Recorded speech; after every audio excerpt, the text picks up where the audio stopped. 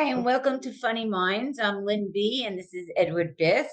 And today we have on a very special person, Kelly Hopkins, who is a very special individual that does something that I find very, very interesting. And she's been in social work and helping women all over the world for many, many years. And we're going to let Kelly explain to us how she got started, why she got started, and we're going to do a second interview. In that interview, she does soul exploration through art, and she's going to go into a lot more of that. So, Kelly, welcome to our show today. I'm so excited to have you on. Oh, perfect. All right. Well, welcome. and so, like for right now, tell me, like, what prompted you to, after all of these years, go to Costa Rica and move beyond all of this and go all over and help these women with stress and problems and getting things out. It came from my own experience. I was living in Los Angeles and I had been working in social services for about 26 years. And I had all the things that you were supposed to have to be happy. You know, I had a great job, I have a great family, friends, all of that. And I was not happy. And I tried for a long time and I felt guilty about it because I had so much more than other people, and so I felt guilty that I wasn't happy, but it just was persistent, that sense of like, this is okay, but if this really can't be all that life is, right? And I more. And then I adopted two kids. I adopted my son when I was 45, adopted my daughter when I was 47 as a single person. And that really brought home for me, like, I don't want them to live, like, for me, what felt like a half life. I was like, I don't want to be a role model for a mediocre existence, like you can tick all the boxes, but inside you don't feel good. Right. And so adopted my daughter. I thought I'd have kids way before I did. So I'd been saving money for years and it just never happened. And so I had resources and I was like, I want to take this time when my children are young, because I know 0 to 5 is the most important time for them developmentally. I want to be present with them. And I want to figure out what's going on with me and why I'm not happy and how I could be happy and how I could live a life that I felt really passionate about. So I quit my job and I moved to Costa Rica with a 1 and a 3-year-old. And wow. That's it was an incredible experience. And it actually pushed me kind of further into darkness because the first place we lived was a very small community in the South in the mountains. And it was great in the daytime. I was spending my whole day with my kids. We were hiking and spending time together, doing arts and crafts and stuff. But then they would go to bed and I would be alone in the jungle. And like the darkness, like you don't know this kind of dark. It's like there's no lights coming from anywhere, and the properties in the sky. That's very far away. Right. Yeah, and this sense of deep sadness and dread would come for me at night when I was alone in the jungle, and it was a blessing because I couldn't turn away from it. There was nothing, there was nowhere to go. There was nothing to do. There was nobody there. It was just me with me. And that's when I decided, I need to do something to change this. I need to know myself. Right. And so that's where we moved from that development because it didn't have other children and I really wanted my kids to interact with other children. So we moved to another development, and the people in this development were really interested in personal growth. And that's where I was like, I need to figure myself out. So I decided to start an art group in my yard with my neighbors. And because I always liked creativity. I was a theater major in college, and art specifically, I am terrible at. I am a horrible, horrible artist. Like I can't even draw. And So, but when I was in my 30s, I had a boyfriend and he said, you need to do art. You're a creative person. And I was like, I can't. In junior high school, I was in the fine arts track the first year. And that's like singing and dancing and art and all that. And at the end of the year, they're like, you know what? You can't sing and you cannot draw. You're a terrible artist. So we're going to put back into Gen Pop. You're going to home ec and wood shop. And I was like, I was crushed. I was completely Oh, that must have been a lot of fun. terrible, and such a terrible thing to do to a child. But so I didn't draw for probably more than 20 years. And my boyfriend said to me, you're a creative person. You can do fine arts. It doesn't matter what it looks like. And I was like, well, he goes, look, this is what I'm going to do. I'm going to pay you. I'm going to commission 2 pieces from you and you have to do them because I'm going to pay you. And I'm like, well, I'm a terrible artist. What can I draw? And he said, draw your feelings. And I was like, oh, okay, I could draw my feelings. And I love Christmas lights. So what I would do is I would draw my feelings and then I would poke holes in the back. I was using foam core and I would stick Christmas lights in it so my feelings would light up. And it had, I loved it. And so from then on, even though I'm a terrible artist, I engaged myself with art. And then in my social services work, when we were doing group building in my community organizing program, whenever we used art, everybody opened up more, they built relationships more quickly. And so I knew there was something with art. And so I took my 26 years of social services and I took my love of creativity and I brought them together when I created this group in my yard. And I was like, something's going on. I don't know myself. I don't know why I'm not happy.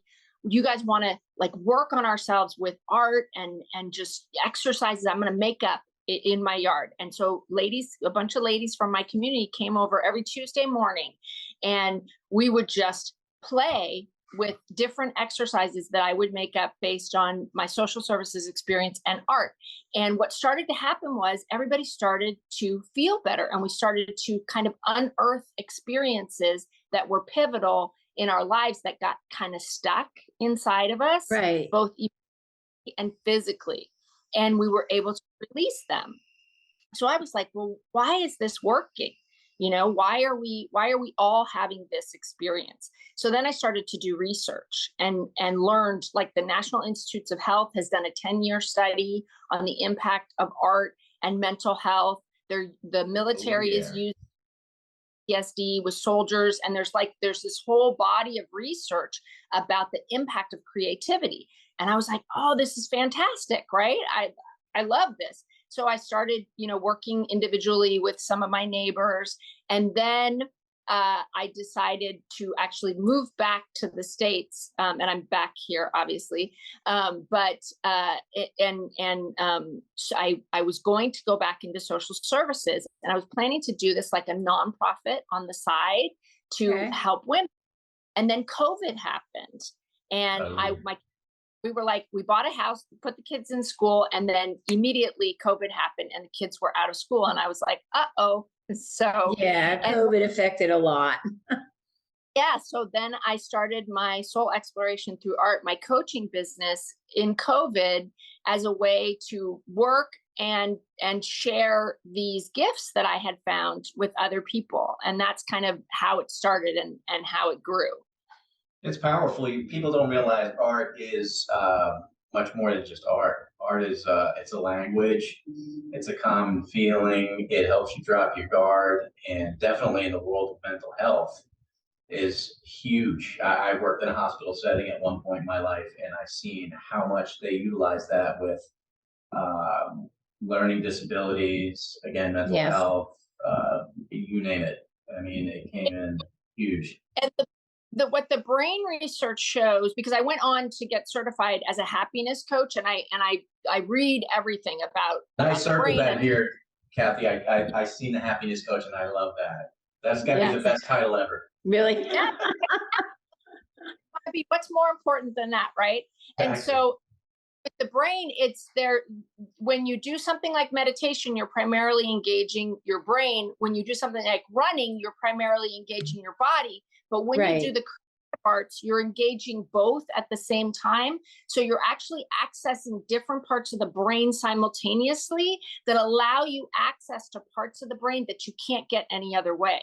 And that's Okay. why significant the creativity. And so as I moved forward with it, I started developing exercises that use journaling, meditation, visualization, and drawing, and bring all of those together to allow people to connect with, because what I started to see with myself, my friends, and my clients was kind of two different things that happen to people that have them feeling this like stuck place where like they're kind of living a half life, and they know there's more, but they don't know how to get at it. And where it seems to come from is negative experiences that happen in life, and you kind of like box up part of yourself, that either didn't serve you, or gets rejected, or gets injured, and you leave it there, and you keep going, and it's trapped. And so part of yourself is trapped in some experience that you had in your life, and being able to connect with that in that brain, that kind of in between brain state, and then visualize it. And when you draw, and I encourage people to like really feel the feelings and the experience going out down their arm and out into the pens and into the paper. And in some exercises will destroy the paper too, to like kind of bring that whole thing full circle. And that was really, really powerful. But then I have been in coaching myself as a participant since I started this journey as well.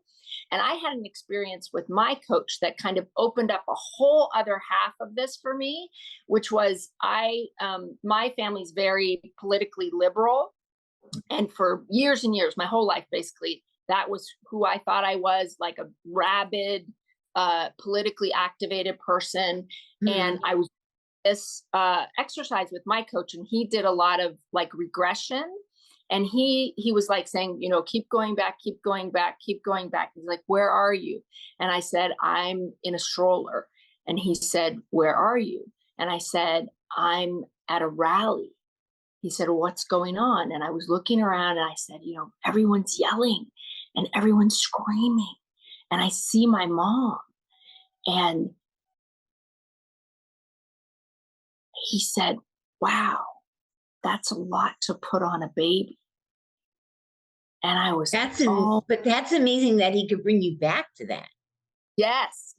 Well, this this is the work I do this now with my clients. And what happened in that moment was I realized I attached to my mother in her rage, and like connected with that as love. And that if I love my mother, then this is my value. And in that moment, what I realized, I'm not a divisive person. This is a hill I would have died on for 48 years. I'm not a divisive person. My language is love. I don't thrive in conflict. And I set it down that day, and I have not picked it up again. And that's really amazing. I mean, that really is. But I can understand your whole concept of what you're saying. And yes, they do say that, your personality develops by the time you're 7. So everything that's happened from the beginning to 7 is very crucial in you and how you're going to view life and live life and what you're going to do with life. And it's not until later on in life that people seek the help, because they know that they have problems and don't know why, Yes. But when we align our core values with someone else's and basically adopt them, you really don't know. Like, you don't know. I didn't know that wasn't me. I didn't know that wasn't my value. And I think it's like you're disconnected from your authentic self, but you don't even know it, because you've attached to someone else's value, and the idea that if you love, it's usually in a positive way, not in a negative way. Right. And then it doesn't even occur to you that that's not who you are, and that it's actually preventing you from being who you are. And I've just seen so many breakthroughs with clients where we in this meditation and visualization will unearth these values, these core messages that were given that disconnected the person from themselves, and be able to, and with love, nobody did anything to hurt you. Right. It was an exchange of love that caused a barrier within yourself to yourself. And you can release that and allow yourself to figure out, well, who am I? If that's not me, what is my value? And Right. that's Right. Yeah. that's part. Yeah. Have you heard of EMDR treatment? Yes. Well, Yes. I've done that, and so that's kind of along that line where you're taking something so traumatic or whatever that you didn't realize is holding you down and attacking it and understanding it and finally getting rid of it. So it's same type of concept. But what I found amazing is how you just go through your everyday life and you have your ups and your downs, but there's something holding you down. You just don't know what it is. Yes. And that's Right. I find that incredibly fascinating. I think too, like one of the fallacies that I had was that there's some place called happiness that you get to, and then you just stay there, nothing happens. And it's so not the case. It's like your baseline elevates. When you process through the memories, the messages, the actions, like people will erect an entire life around things that don't serve them and that aren't really in alignment with their authentic self. And so when you can shift all of that, your baseline of how you feel in your relationship with yourself and every day goes up. And then life still goes up and down, but it doesn't have that sense of like something's wrong. I generally don't feel good. You feel good, feeling good. And you don't realize until you let it go how it affects your everyday life all day, every day. And well, that's true. Realize it. Yes. That's and true. People outside, they're looking outside of themselves for that solution, that thing, that person that is going to change that feeling. And it can only come from the inside. And it really is about your relationship with yourself and the ways that you have been disconnected from your authentic self, by and just living your life, from the time you're born until, you finally deal with this. It happens to everybody. And being able to, reconnect with yourself and your core values. And then it also, I think, impacts what you see outside, because then the world starts to reflect that internal mirror of feeling good, and of feeling It'll start to make better sense. So do your clients come to you? You go all over to different people, go different countries? Yeah. So I ended up coming back. One of the things that I found was that living in nature, and having, I live in an eco-sustainable community in Costa Rica, and the lifestyle in the United States after being here, it didn't feel the same or as good. Right. So I can't. Right. I want to live here, and having this coaching business allowed me to come back here and live, because I work with people all over the world, and I work on Zoom. And so I work with individuals and groups. And so I can work from anywhere. And that's another. Okay, well, that's good. Yeah. It's the work is incredibly powerful. And it's my calling, and that's the other piece that I try to help people connect with, because for some people their calling is work, and for other people's it's not about work. It's about their relationships, or it's about their hobbies, or, but having your passions, living in your life is a key element of happiness, being able to connect with the things your soul loves to do on a regular basis. Right. Absolutely. Yeah. The other language is like art, music. Same thing. Music touches everybody. The person making the music, obviously, that's where their soul lies. But the people taking it in, I mean, it really impacts everybody. Absolutely.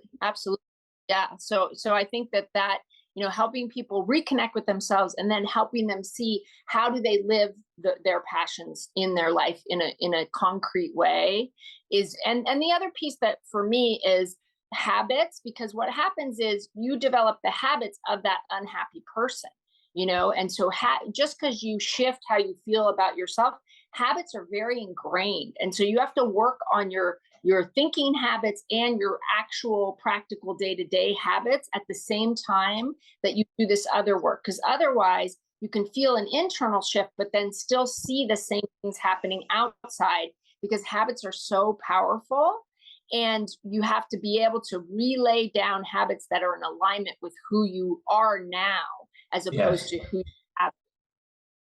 Do you have some of your art there that you can show us? Oh my goodness.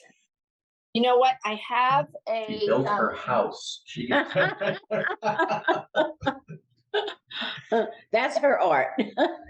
Oh, wow. Oh, look at that. Art that I did in Wow. 2000. I made like a metal frame of different ones. And these are all different exercises that I did in my group with my neighbors. Wow. And so, yeah, and so That's absolutely incredible. So now you as a social worker, when you see what somebody, the art that somebody is doing, can you see what's inside of them, like what's coming out of them? Or do you help them to understand what they're doing and what they're painting or drawing? For me, the person's personal experience and their feeling and interpretation. So the process is to do a meditation, then a visualization where they're connecting with something very specific, and then creating an image out of that visualization, and then drawing that image. And so the first piece for me always is, and a lot of times we'll do like a post journaling as well, is their experience, right? What did they connect with? What did they see? What did that feel like? What were they able to either bring in or release? How was the art itself, the making of the art? How did that, because there's two parts. There's the part in the visualization, and then when you're drawing, new things happen to you, new things come to you. And one thing that I always tell people is it's the process, not the product. And so to really invest process and not what it looks like. But a lot of my clients hang their photos because the connection of what they released or what they're going toward is so strong that being able to look at it helps them to continue to process it. So we always, the sharing is huge. It's a critical aspect of it. So when they share, it's always experiential first. And what do they see in their picture, and what does it represent to them? And then I'll tell them what I see and how I think that it fits into what they're sharing. And in the groups, everyone will do that. Like everyone in the group will share what they see and what comes to them from each other's pictures. So there's a whole process after the artwork is finished that is about sharing and that person's experience. And usually there are additional kind of ahas that come through that part of it as well. Mm-hmm. Okay. I would assume that showing it and talking about it, sharing it, is another factor, another help factor. Yes. Makes them realize certain things And bring things out. Yeah. And sometimes when you say it, it becomes real. Like it's not real until you actually voice it and it comes out of you. And another human or humans are witnessing it, right? So your truth witnessed and acknowledged, and that has an extremely healing effect. Oh, absolutely. Do you do any music down there? I use music like in meditation, but I don't. I music that in my community, because this is a personal growth community. There are like drums, and there's a lot of activity happen with music. But for me, I do exercises with movement because a lot of are in the body, and so there are certain exercises that involve movement as well. And so journaling, movement, drawing, painting, and with music, using music as a tool in the meditation. Very powerful. But it is mind and body. So next time I'm in Costa Rica, It's sunny downtown Costa Rica. I'll have to bring one of my guitars and Yeah. get therapy going. Absolutely.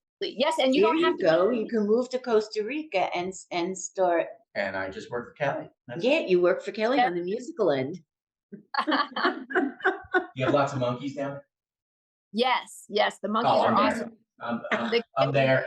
I'm there. Like their school, which is really cool. They'll be like on lunch and a monkey will come down in a tree. Oh, really? How old are your children now? 8 and 10. 8 and 10. Oh, okay. And they love living there. Yes, yes. How could you not? That's true. So when we decided to move back, we talked about it as a family, and they're, you know, just everyone. It's magic. It's a magical place, you know. And so I Right. think that, and here in this community, they can go out and play with their friends without adult supervision. It's a small community, and it's very safe, and that is something I grew up doing, and Mhm. it states I did not feel comfortable with my children just going outside for hours without me knowing where they No. were. Oh, you can't do that anymore. No, Yeah. no. That was our day. Yes. Yeah. Yes. But I I never can't- had to worry about him walking to school, but when I had my girls later on in life, no, they had to be bused or they had to be taken by one of us. But no, Yes. the world is very different. And I think that there's such value in that, you know, and in having private conversations as a child, you know, and kids don't get to do that anymore. And so for me, Not without the phone. yeah, so that was one of the reasons why they wanted to move back, was for that freedom. And I Oh, absolutely okay. that's a huge value of living here, is for their ability to, you know, they'll go out on a Saturday and be gone, you know, 4 or 5 hours and come back hungry, like, where's the food, you know? And you don't worry. And I don't that's amazing. Yeah, That's and they live, you know, they're all neighborhood kids. They go to school together, and they're out, you know, after school and on the weekends together in this environment. It's a, you know, it's safe, and it's nature, you know, they're in nature, and so it's wonderful. that's wonderful. So what do you have on the horizons, Kelly? What do you have Um, upcoming? I'm doing I'm doing a workshop every Tuesday evening as a way for people to kind of get to know my work, 1 hour in the evening on Tuesday, so people can kind of have a chance to try it out. And that's something new. Okay. It's actually going to next Tuesday evening. I don't know when this is going to air, but it'll be ongoing. So if people can come to a 1 hour workshop and get an opportunity to try this out. And then I always have groups and individual work going on, where people can work together with me, and it's live via Zoom. I also have some Oh, okay. well, so if people Okay. want their own, or they can do it with me. Sure.